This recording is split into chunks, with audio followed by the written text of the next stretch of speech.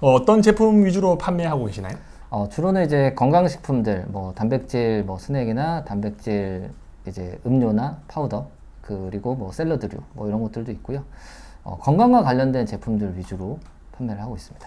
그 노골적으로 하나 질문 드려도 될까요? 네, 좋습니다. 이 구독자분들이나 영상을 보시는 분들은 단기간에 매출을 좀 많이 내고 싶거든요. 그래서 한 달에 그냥 100만 원, 200만 원 순이익을 벌 수 있는 그런 꿀팁들 좀 알려줄 수 있으실까요? 단기간에 매출 내는 방법을 제가 알려드릴 수는 있어요. 근데 사실 그게 이제 지속적이냐는 제가 보장을 드릴 수가 없기 때문에 저는 이 프리미엄 스토어를 제가 이제 뭐 만들었지만 그때 9개월 차 이후부터 계속 유지를 하고 있거든요. 저는 이게 더 중요하다고 보거든요. 와, 프리미엄 등급을 계속 유지하고 있는 중이신가요? 네, 그렇죠. 그래서 계속 유지를 하고 있다는 게 중요한 거라서 단기에 잠깐 매출 내는 방법보다는 제가 진짜 도움 드릴 수 있는 거는 그러면 지속적으로 매출을 낼 수 있는 방법이 뭐야? 뭐 이런 거에 대해서 좀 얘기를 드릴 수가 있는데 사실 이거는 구조의 문제라고 보거든요. 어떤 원리를 바탕으로 구조를 만들고 지속적으로 매출 내는 시스템을 만드는 게 그게 일단 가장 중요하다고 생각을 해요. 그게 약간 그럼 그게 무슨 말이야? 구조랑 시스템? 그게 뭐야? 뭐 이렇게 얘기하실 수 있는데 네. 일단은 우리가 그 스마트 스토어라고 하는 것도 인터넷 쇼핑몰이잖아요. 네. 네, 오프라인으로 치면 하나의 매장인 거거든요. 자, 우리가 그 매장, 우리가 뭔가를 소비하러 가면은 자주 가는 마트들도 있고 자주 가는 매장들이 있잖아요. 근데 되게 허름하거나 되게 뭔가 상점의 주인이 친절하지 않거나 하는 매장은 자주 가지 않죠. 네. 자주 가지 않게 되면 지속성이 없는 거예요. 맞아요. 근데 이런 거죠. 저기가 되게 허름하고 되게 별로고 상점의 주인도 안 친절한데 뭔가 뭐 어떤 유니크한 아이템이나 뭐 엄청 싼 게 하나가 뭐 있어. 그래서 어쩔 수 없이 사는 경우, 어쩔 수 없이 많이 샀어. 그런 경우에가 이제 갑자기 매출이 많이 오르는 거죠. 오프라인 매장을 운영한다는 생각으로 상점을 생각하시잖아요. 그러면 지속적으로 매출 낼 수 있어요. 그게 어떤 얘기냐면, 자, 우리가 이런 거예요. 지금 우리가 위탁을 하거나 사입을 해서 물건을 팔 때 하는 방식이죠. 일단은 많이 쟁여요. 많이 나. 많이 놓는데 정작 제가 방금 말씀드렸던 것, 상점 오프라인 매장이 잘 되게 하려면 직원들이 서비스도 좋아야 되죠. 상점의 인테리어도 좋아야 되죠. 그 다음에 제품들도 정갈해야 되죠. 이런 어떤 신뢰를 만드는 영역들이 있거든요. 네. 근데 그런 활동을 안 해요. 그냥 막 쌓아요. 이게 무슨 말이냐면 길 가다가 니어카에서 상점 파시는 분들 있죠. 지금 소싱하시는 분들이 많은 분들이 막 상품을 갖다가 니어카 위에다가 막 올려놔요. 막 어디 섞여 있고 막 뒤죽박죽 있고 막 그래. 그 다음에 야, 내 니어카에는 제품이 엄청 많아. 뭐라도 하나 걸릴 거야 라고 하지만 실제로 생각을 해보세요. 나가서 니어카에 있는 제품을 봤어. 똑같은 어떤 뭐 뽀또라고 해보죠. 과자. 뽀또가 있어요. 난 오늘 뽀또가 먹고 싶어. 근데 여기 앞에 니어카에서 뽀또를 팔고 있네. 보니까 근데 상점이 너무 뭔가 니어카고 뭔가 유통기한도 좀 지날 것 같고 느낌이. 그렇죠. 그냥 느낌만 들어. 그리고 그 바로 앞에 편의점이 있어요. 똑같은 뽀또가 있어요. 근데 딱 보니까 유통기한이랑 출고 날짜까지 똑같아. 네. 그리고 완전 식품이 새 거야. 가격도 같고. 네, 그렇죠. 근데 그렇다라고 하면 니어카 있는 걸 안 사요. 안 사겠죠? 네. 왜냐면 이게 똑같이 같더라도 의심이 되니까. 물건만 막 이렇게 소싱해서 올려놓는다고 해서 절대 이 상점이 지속적인 매출을 내는 상점이 될 수가 없어요. 지속적인 매출을 내는 상점을 만든다라고 했을 때 잘 되는 오프라인 스토어를 한번 생각해 보세요.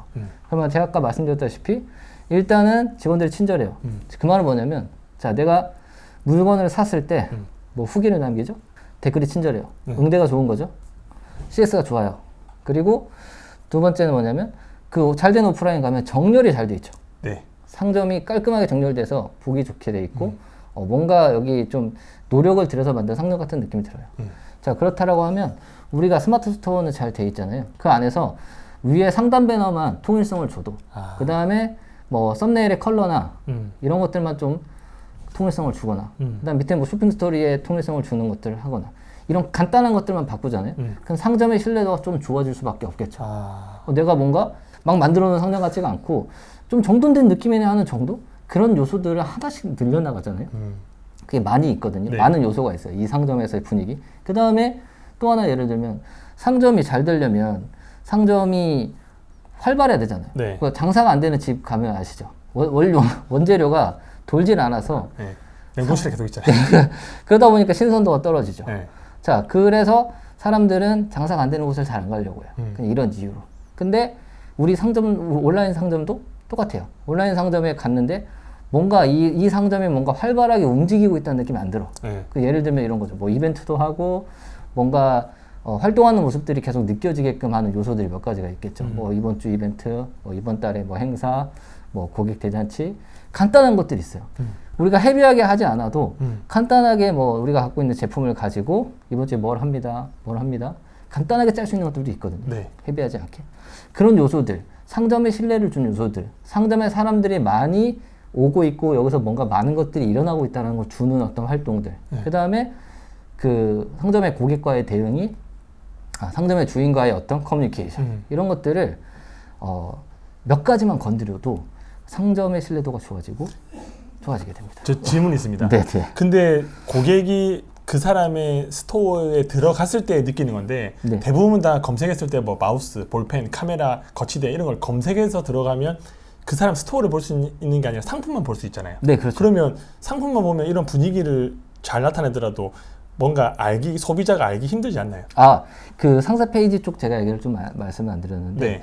일단 상점의 어떤 그런 UX나 이런 것들도 신뢰 영역을 주는데 네. 상세 페이지에 들어와서 상세 페이지만 보고 나가면 네. 그걸 느낄 수 없겠죠. 맞아요. 네. 하지만 상세 페이지 안에서 우리 몰에는 당신이 찾고 있는 이거 말고도 다양한 게 준비되어 있다라는 거를 앞단에서 간단하게 여러 개의 모음 형태로 이렇게 넣어줘서 여기로도 갈 수 있게 하고 이런 요소들도 있고 그 다음에 상세 페이지 안에서도 조금 정갈함을 주고 그 몰 전체의 어떤 걸 보러 가기 이런 것들을 잘 넣어주면 이동을 시킬 수가 있죠. 네. 그래서 그런 부분들을 충분히 느끼게끔 이렇게 유도하는 거죠. 그래서 당신이 여기는 되게 다양한 제품을 가지고 있고 여기서 여러 가지를 같이 사면 되게 좋아해서 우리 상점 한번 구경해봐 하게끔 느껴지게끔 앞단에 몇 가지 요령들이 있겠죠. 그걸 써서 이렇게 이동시킬 수도 있고. 근데 이것도 이제 사람들을 어떻게든 눈에 띄게 해서 들어오게 해야지 상세 페이지를 볼 텐데 네네. 그 초보분들이나 이제 쇼핑몰 하신 분들은 상위 노출 자체가 힘들거든요. 어떻게 상품을 등록해야지 그나마 광고 없이 상위 노출될 수 있을까라는 고민을 하시는데 조금이라도 남들보다 진짜 한 1페이지라도 앞단에 올 수 있는 상위 노출 꿀팁이나 노하우가 있을까요? 네, 상위 노출 사실 비법을 알고 있으면 너무 좋죠. 네. 근데 비법이라기보다는 자 원리만 있어요. 상위 노출을 하는 원리 다들 알고 계시죠? 네. 키워드 중심으로 움직이는 것들. 그래서 소키워드에서의 유입이 많으면 중키워드, 대키워드에서도 노출이 잘 되죠. 그 다음에 이제 가격 비교로 묶으면 가점이 있기 때문에 가격 비교 카탈로그나 아니면 브랜드 카탈로그에 묶여서 거기서 이제 가격 다운시켜서 위로 올리거나 뭐 이런 방식들이 있는데 그 가격 비교로 하는 방법이 어떻게 하면 되나요? 가격 비교로 묶는 방법은 네. 그 네이버 쇼핑 파트너 센터에 들어가면은 네. 내 상품을 만약에 가격 비교가 되어 있는 카탈로그에 묶고 싶다. 그럼 쇼핑 파트너 센터에 들어가서 묶으면 됩니다. 거기 설정하는 곳이 만약에 가격 비교로 안 묶여 있는 단품으로 되어 있는 것도 제가 더 싸다고 하면 묶을 수 있나요? 쿠팡 아이템인 것처럼? 자, 가능은 합니다. 묶는 건 어떻게 가능하냐면 일단은 위탁인 경우에 나만 파는 게 아니라 다른 사람들도 많이 팔잖아요. 네. 그러면 나만 파는 상품명의 이름으로 바꿔요. 나만 파는 상품명의 이름으로 바꾸고 모델명을 조금 달리하고 그런 식으로 썸네일도 이제 뭐 나만의 썸네일 이렇게 해서 뒤에 코드 번호를 맞추거나 바꾸거나 그래서 나만 파는 상품인 것처럼 이렇게 만들어 놓으면 그것들끼리 이렇게 묶일 수 있어요. 그러면 예를 들어서 남들이 똑같은 볼펜을 파는데 그렇죠. 그 볼펜을 저도 올리는데 이미지 조금 다르게 하고 상품명에 ABC 볼펜이라고 하고 그렇죠. 이거를 스마트스토어에도 올리고 쿠팡에도 올리고 위메프도 올리면 내끼리 묶이게 되는 거네요. 그렇죠. 이게 마치 이거는 내가 정의한 새로운 모델명이 되는 거죠. 그런 것들이 이렇게 돼 있으면 이제 얘가 묶어주죠. 그러면 굳이 남의 가격 비교에 묶일 필요 없이 내 스스로도 묶을 수 있는 방법이긴 하네요. 그렇죠. 판단은 AI가 하는데 네. 보통은 AI가 이제 그 모델 이게 새로운 모델로서 인지가 되면 묶이기 때문에 네. 이제 원리적으로 내가 가진 상품이 근데 만약에 너무 유명하고 알려진 브랜드여서 이미 네이버에서 이거를 네가 어떤 말을 써도 이거는 얘네 쪽이야라고 인지되는 경우들도 있고 네. 근데 우리가 소싱하는 것 중에서 뭐 이름이 불분명한 애들도 있어요. 대부분 다 도매 사이트는 불분명해요. 그렇죠. 불분명한 건 내가 정의를 하는 거예요. 내가 정의를 해서 그렇게 올리면 위로 올라갈 수가 있고 내가 관리를 할 수가 있는 거죠. 근데 꿀팁이네요. 근데 아쉬운 거는 뭐냐면 네이버에서 자동으로 하기 때문에 언제 있으면 딱 묶인다 이렇게 정해진 게 없어요. 그냥 운의 영역이네 약간은. 원래는 잘 묶이는 카테고리들은 한 일주일이면 묶여요. 네. 근데 안 묶이는 카테고리들도 있어요. 진짜 죽었다 깨어나도 안 묶이는 카테고리들도 있어요. 저도 이제 여러 가지 상품들을 해보면서 막 물어봤어요. 막 답답하고. 도대체 왜 안 묶이는 거냐. 난 너희들의 가이드를 다 준수했고 단 하나도 틀린 게 없다. 네. 근데 거기서 뭐 오는 답변이 뭐 똑같죠. 뭐 AI가 하는 거라서 이거는 뭐 시간을 약속드릴 수 없다. 근데 공통점이 있는 게 제가 그래서 뜯어봤어요. 아니 왜 내 거 안 묶이지 해서 나만 안 묶이나? 이렇게 생각을 해서 그 카테고리를 막 뒤져봤어요. 상대적으로 묶이는 게 적은 카테고리더라고요. 그 묶이는 게 적은 카테고리에 들어가는 게 초보자들 유리한 거 아닌가요? 왜냐면 다 가격 비교로 묶여 있는데 없는 거에 들어갈 수 있잖아요. 네, 근데 유리한데 이제 바늘 구부리가 잘 안 되는 거죠. 말씀드렸던 것처럼 유명하지 않은 카테고리인가요? 그 유명하지 않아서는 아닌 것 같고 네. 예를 들어서 마우스 어디서 그 위탁을 해서 팔아요. 네. 근데 이 마우스를 내가 내 모델명으로 이렇게 묶고 싶어. 네.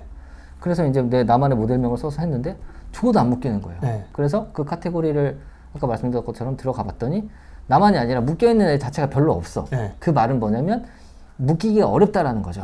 묶이면 좋은 거죠. 이런 네. 카테고리는. 그렇죠. 운이 좋게 여기 원래 되게 잘 안 묶이는데 그 묶이면 바로 상위로수 되는 거네요. 그러니까 확률이 높아지는 거네요. 엄청 높아지죠. 일단 브랜드 그러니까 카탈로그에 묶이면 무조건 위로 올라가요. 이거는 뭐 로직이고 원리죠. 이들이 중요시하기 때문에 카탈로그로 하면서 상품명이 정리가 되잖아요. 네이버는 그걸 원해요. 깔끔한 상품명과 쿠팡처럼. 정확한 정보를 원해요. 그래서 거기다 가점을 주는 거고 그건 로직이 바뀌어도 여전히 굉장히 유효하고 그래서 그렇게 묶이면 되게 좋겠죠. 그러니까 나만의 제품인 것처럼 모델명을 잘 만들어서 진행을 해보는 것. 그리고 물건을 고르려고 하면 이 상품이 너무 많은데 네네. 혹시 이사님만의 상품 소싱하는 좀 노하우나 이런 방법들이 있을까요? 막 상품을 많이 쌓아놓기.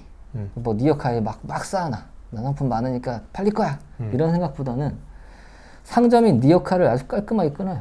끌고 진짜 괜찮은 거 한 10개. 10개 정도를 딱 찍어. 그 다음에 정갈하게 정리를 해. 내가 뭐 편의점을 할 정도는 안 되지만 니어카에서 한다 그러면 니어카도 깔끔하게 해놓고 편의점처럼 정렬해 놓고 딱 이렇게 하는 거죠. 근데 상품을 많이 하지 않고 팔릴 만한 놈을 잘 소싱을 해서 팔릴 만한 걸 어떻게 소싱하냐? 팔릴 만한 걸 소싱을 하고 싶은데 상품이 몇십만 개예요. 도대체 돈 되는 상품이 뭐고 잘 팔리는 상품을 어떻게 그래서 하죠? 이게 중요해요. 팔릴 만한 거를 어떻게 찾냐라고 했을 때 사람들이 어떻게 하죠 보통? 수요를 찾잖아요. 검색량 많으니까 되게 잘못하고 있는 게 뭐냐면요. 사람들이 수요가 많으니까 내가 이걸 소싱하면 잘 팔릴 거다 라고 생각하면 안 되고요. 내 상품이 교환 가치나 설득을 위한 요소를 반영할 수 있는 상품이냐 이런 것들을 보고 판단을 해요. 야 이거 가져오면 내가 이렇게 설명하면 팔리겠는데 야 이거를 가지고 이런 어떤 설득의 원리를 가지고 대입이 되는데 뭐 예를 들어서 공기청정기다 라고 하면 그냥 공기청정기가 검색량이 많고 여름이니까 무조건 해 라고 하면 안 팔리면 어떡할 거예요. 그러니까요. 무조건 수요가 많다고 내게 팔리나요? 다른 애들이 더 팔릴 수도 있죠. 맞아요. 이런 원리가 아니에요. 이건 정말 반짝이 원리인 거예요. 반짝이 매출인 거고 그렇게 하면 안 되고 내가 공기청정기라는 걸 기본적인 수요는 있는 것 같은데 얘를 잘 팔기 위한 설득의 전략을 여기에 실현할 수 있느냐. 자 그래서 이렇게 예를 드는 거죠. 공기청정기라고 하니까 보통 상세 페이지에 이제 공기청정기의 장점 1, 2, 3, 4 뭐 이렇게 얘기를 하는데 요거 말고 그 비포 애프터 전략을 쓸 수 있겠다. 이 비포 애프터 전략은 뭐냐면 공기청정기를 안 썼을 때 안 썼을 때 생기는 문제점들을 되게 부각할 수 있겠다. 그 숫자적으로. 뭐 예를 들어서 집안의 먼지나 공기 오염도가 몇이다. 이런 것들이 숫자적으로 분명 나온 게 있을 거다. 그러면은 그런 것들을 가지고 앞에서 당신이 공기청정기가 없으면 이런 아주 안 좋은 환경에서 살게 되는데 이 공기청정기를 쓰게 되면은 이 안 좋은 상황을 쉽게 해결할 수 있다. 이런 대비가 되는 전략을 짤 수 있느냐. 물론 이 전략의 방법이 되게 많아요. 전략에 대한 방법은 설득의 전략에 대한 부분은 굉장히 많은데 그 중에 하나로 좀 간단하게 예를 들면 현재 상태를 되게 안 좋게 하는 그런 어떤 방법을 써서 할 수 있는. 근데 그러면 내가 이 공기청정기를 가져오면 앞단에 이런 설명을 쓸 수 있겠구나. 그러면 내 거는 상세 페이지가 좀 남다를 수 있고 조금 더 설득이 되겠다. 이런 것들을 가져오는 거죠. 근데 이런 앞단에 설득의 요소들이 안 먹히는 제품들도 많아요. 많죠. 그런 제품들을 가지고 오면 팔기 쉽지 않겠네요. 그래서 다 똑같고 그냥 가격 싸움 말고는 사실 할 수 있는 게 그렇죠. 그래서 지금 기존의 시장에서 하는 방식들은 저도 많이 보죠. 물론 틀린 게 아니에요. 수요가 있으면 당연히 조금 더 팔릴 가능성이 높아지는 거죠. 근데 제가 말씀드리는 거는 팔릴 수 있는 표현들이나 문장이나 어떤 앞에 상세 페이지 상에서 얘가 팔릴 수 있을 만한 뭔가를 쓸 수 있는 대상이 되는지 확인을 1번적으로 하고요. 네. 그 다음에 이 제품 자체를 콘텐츠적으로 뭔가 풀었을 때, 즉 상세 페이지 우리가 위탁해서 사입해서 가져오잖아요. 네. 근데 그거 그대로 가져오면 안 팔릴 가능성이 높아요. 뭐라도 해야 돼요. 경쟁자가 너무 많으니까. 그렇죠. 앞에다가 뭐 문장이라도 뭔가 후킹이 되는 걸 넣던지, 아니면 중간에 뭔가 잘라서 나만의 어떤 설명 문구를 넣든지. 드라이브 파일 넣든 뭐든. 그렇죠. 뭐가 있어야 되잖아요. 네. 그러니까 거기에서 이제 뭔가 얘가 좀 잘 표현이 될 수 있는 제품이냐, 뭐 그런 거죠. 뭐 아까 뭐 가습기로 보면은 수증기가 나오는 거를 내가 어쨌든 한 장 정도는 좀 뭔가 와 그럴싸하게 찍을 수 있겠다. 그래서 사람들한테 매력적으로 보일 수 있는 콘텐츠라는 게 나올 수 있을 만한 제품인가, 요걸 보는 거예요. 설득이 되는 그런 메시지를 쓸 수 있는 제품인가를 찾고, 그 다음에 플러스로 여기까지 있으면 더 좋죠. 이거를 뭐 시각적이든 뭐든 콘텐츠화 시킬 수 있는 요소를 하나라도 있을까? 많이 하면 이걸 다 관리 못 하잖아요. 맞아요. 한 10개만 찍어요. 그 다음에 집요하게 파는 거예요. 난 얘만 엄청나게 순위 팔겠다. 계속 확인하고 구매 전후를 확인하고 계속 그렇죠. 확인하면서. 그러면 스타 상점이 되는 거예요. 거기서 한두 개만 잡아도. 근데 리어카에다가 그냥 제품 나 많이 올려야 돼. 막 1000개, 5000개 해가지고 운 좋게 팔릴 수 있어요. 네. 그리고 운 좋게 돈을 많이 벌 수도 있어요. 하지만 거기에 그칠 가능성이 높다는 거죠. 지속 가능하기 힘들다. 그렇죠. 왜냐하면 우리가 제가 아까 말씀드렸죠. 오프라인 매장에서 계속 방문하는 이유는 그 상점에 대한 신뢰가 있어요. 그 상점의 제품에 대한 믿음이 있어요.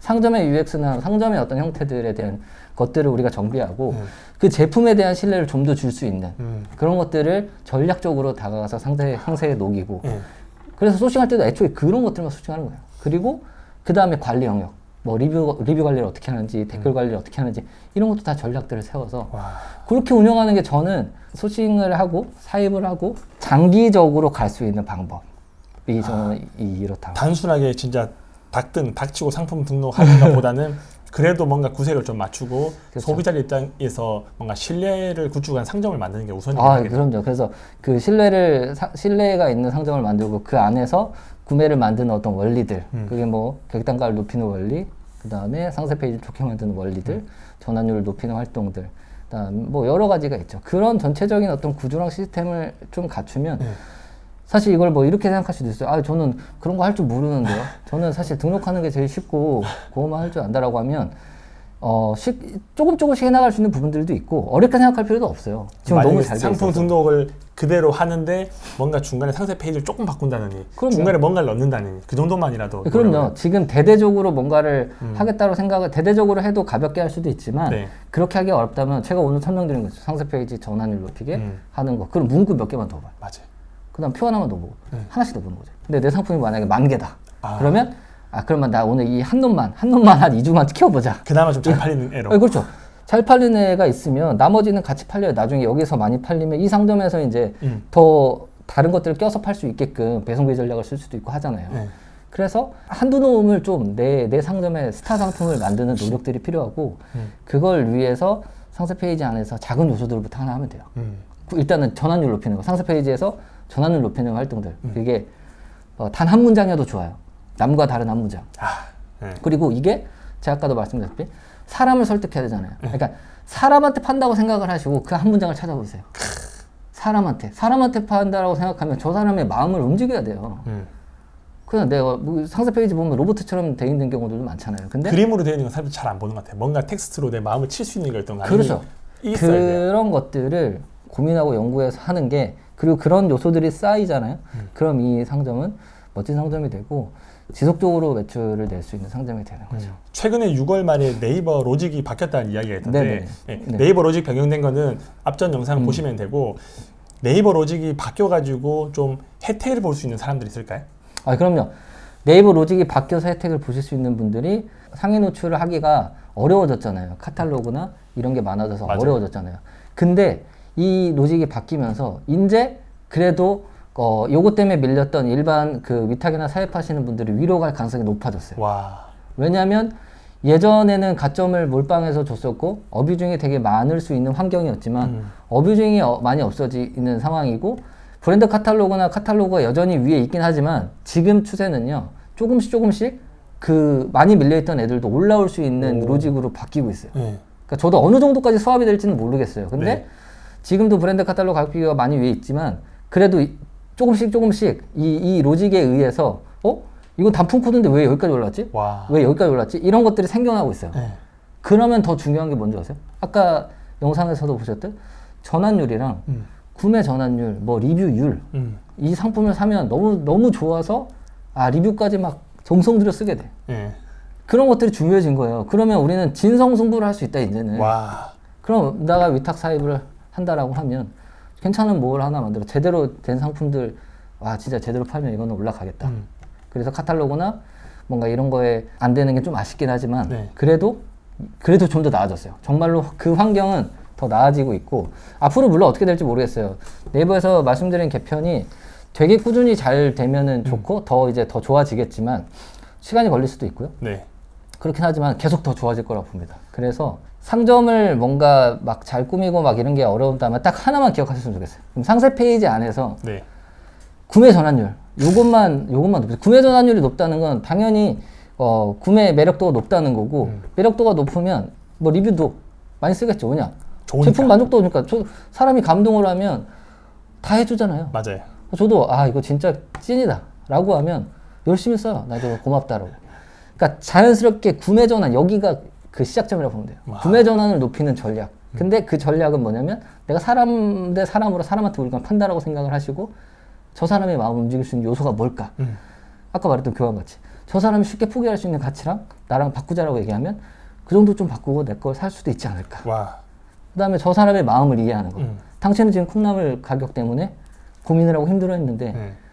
그만큼에 대한 어려웠던 것들, 그만큼에 대한 비용, 저렴하게 그 금액만큼을 여기서 얻어가실 수 있다. 뭐 이런 얘기도 할 수 있고. 이거에 대한 고민들을 스스로 정리를 좀 해보시고. 아니면 뭐 다양한 어떤 설득의 기법들도 있고. 이런 것들을 활용해서 들으시면 그 구매전환 하나의 그 씨앗에서 다 바뀔 거예요. 이 지금 로직에 의한다면, 지금 네이버에서 발표한 로직에 의하면 진짜 인기 상품, 사람들이 소비자들이 원하는 인기 상품의 정의대로 가겠다. 어뷰징 이런 거 신경 안 써도 되게 만들겠다라고 했으니. 그러면 소비자들은 더 만족스러우면 네이버를 더 많이 이용하게 되고 그럼 네이버는 또 그로 인한 매출과 수수료가 더 많아지는 거예요. 그럼요. 선순환이 되는 거예요. 네네 맞습니다. 마지막으로 하나 여쭤보고 싶은 게 있는데 그 쇼핑몰을 시작하신 분들은 정말 많거든요. 대한민국에 거의 50만 명 정도 가까이 되는데 그분들이 하다가 포기하시는 분들도 많고 매출 안 나와서 힘들어하시는 분들도 계시는데 그분들한테 한번 해주시고 싶은 말씀 있을까요? 쉬운 길은 아니죠. 근데 쉽지 않다고 해서 안 되는 건 아니잖아요. 저 생각을 해보시면은 뭐 입시라는 것도 어렵지만 뭐 학교에 가셨죠. 그리고 그 다음에 뭐 취업하기도 엄청 어렵잖아요. 다들 취업하시잖아요. 어렵지만 다 이뤄왔던 거예요. 쇼핑몰 업도 굉장히 어렵고 힘들지만 이룰 수 있거든요. 근데 올바르게 배워야 돼요. 올바르게 배우지 않고 아까 말씀드렸던 것처럼 너무 뭔가 단기적인 매출을 올리는 데만 집중을 하시면 잠깐 벌고 지칠 수도 있고요. 근데 잠깐 버는 사람들이 수가 그렇게 많지 않기 때문에 그 적은 사람의 범위 안에 들어가지 못해서 지칠 수도 있어요. 근데 우리가 원리 중심으로 스마트 스토어를 한다고 하면 사실 스마트 스토어에 대한 기본부터 다 아셔야 되잖아요. 근데 그런 거 없이 시작하는 분들 되게 많아요. 그래서 저는 힘들다고 보거든요. 우리가 수학 같은 것들을 해도 공부를 할 때 보면은 그 숫자를 배운 다음에 구구단을 해요. 네. 구구단이 되면 이제 뭐 인수분해도 하고 함수도 하는 거죠. 근데 함수부터 배워요. 네. 외워가지고. 네. 그러면 이제 힘들 때 혹은 이슈나 뭐 변화가 있거나 내 스스로 뭔가 전략을 짜기가 어려운 거죠. 너무 근데 와닿았어요. 그러면 좀 정석으로 처음부터 끝까지 제대로 배우고 싶으면 어떻게 이사님한테 배울 수 있는 방법이 있을까요? 네, 사실 저는 이런 어떤 갈등들을 좀 해결하기 위한 수업을 하나 개설한 게 있어요. 어디 가면 그 알 수 있는 건가요? 네, 지금 클래스라는 곳에서 네. 지금 강의가 되어 있고 네. 제가 이제 스마트 스토어를 하시는 분이라면 기본적으로 스마트 스토어가 어떻게 돌아가는지 네. 그리고 스마트 스토어 안에서도 고객들이 어떤 움직임을 가는지를 포착할 수가 있어요. 네. 어떤 얘기냐면 우리가 비대면이잖아요. 스마트 스토어는. 그렇죠. 고객들이 뭘 좋아하고 뭘 원하는지 찾을 수 없잖아요. 근데 네이버의 UX가 바뀌는 걸 보잖아요. 네. 그러면 고객들이 그렇게 움직였기 때문에 바뀌는 거예요. 와. 왜일까요? 고객이 원하는 대로 해주는 게 네이버 플랫폼의 본질이에요. 그들은 고객들이 원하는 방식으로 바꿔야 돈을 벌어요. 그래서 탭의 위치가 막 바뀌어. 이거 왜 바뀌었지? 아, 사람들이 지금 이거를 많이 보는구나. 저는 거기서 포인트를 잡아요. 그래서 이런 것들을 보는 뷰를 키우면요, 스마트 스토어가 어떻게 변해도 소비자들이 이렇게 이동하고 있구나라는 걸 읽을 수 있고 거기에 맞게 대응을 할 수 있어요. 그래서 그런 걸 배우셔야 스마트 스토어 사업을 할 수 있는 거예요. 그래서 그런 것들을 가르쳐 드리는 수업이고, 그걸 통해서 스마트 스토어의 원리가 있고요. 그 윗단에 뭐가 있냐면 쇼핑몰이라는 거에 성공하는 어떤 원리들이 있어요. 쇼핑몰의 성공 원리를 배우시고 스마트 스토어라는 거에 어떤 플랫폼의 구동 원리나 이런 것들을 배운 다음에, 그 다음에 스마트 스토어에 할 수 있는 어떤 장기적인 매출 내는 전략을 가지고 실행을 해보는 단계. 거기까지 준비. 제가 그 강의 링크는 밑에 그 고정 댓글에 달아드릴 테니까 필요하신 분들은 참고하시면 될 것 같습니다. 우리가 사업이라는 걸 하잖아요. 스마트 스토어에서 뭐 위탁이나 사입을 해가지고 재빠르게 돈을 벌 수 있는 그런 방법보다 좀 꾸준하게 지속적으로, 좀 시간이 걸릴 수는 있거든요. 시간이 걸릴 수는 있어도 꾸준하게 가져갈 수 있는 그런 올바른 방법을 배워야 된다고 생각을 하기 때문에 그런 방법으로 접근하시면 튼튼해져요. 나중에 로직은 또 바뀔 수 있죠. 맞아요. 그 다음에 고객들도 생각이 바뀔 수 있어요. 옛날에는 뭐 리뷰를 많이 봤는데 지금은 뭐 리뷰를 많이 안 보고 상품 정보의 앞단을 더 많이 본다. 뭐 이런 식으로 바뀔 수 있거든요. 근데 그런 것들이 바뀌는 것들을 포착하고 거기에 맞게끔 대응할 수 있는 그런 시야도 길러야 되고 시각도 가져야 되거든요. 그런 것을 갖는 연습들을 하시면 분명히 지속적으로 매출을 내면서 조금 더 성장하는 내 스토어, 그리고 조금 더 나아지는 어떤 사업, 그 다음에 사업 역량도 튼튼해질 거예요. 그래서 그런 부분들을 꼭 운영하시면서 스토어를 운영하시면서 즐겁게 좀 잘 해나가셨으면 좋겠습니다. 아, 네. 감사합니다. 네, 오늘도 긴 영상 시청해 주셔서 감사합니다. 행복한 하루 보내시기 바랍니다.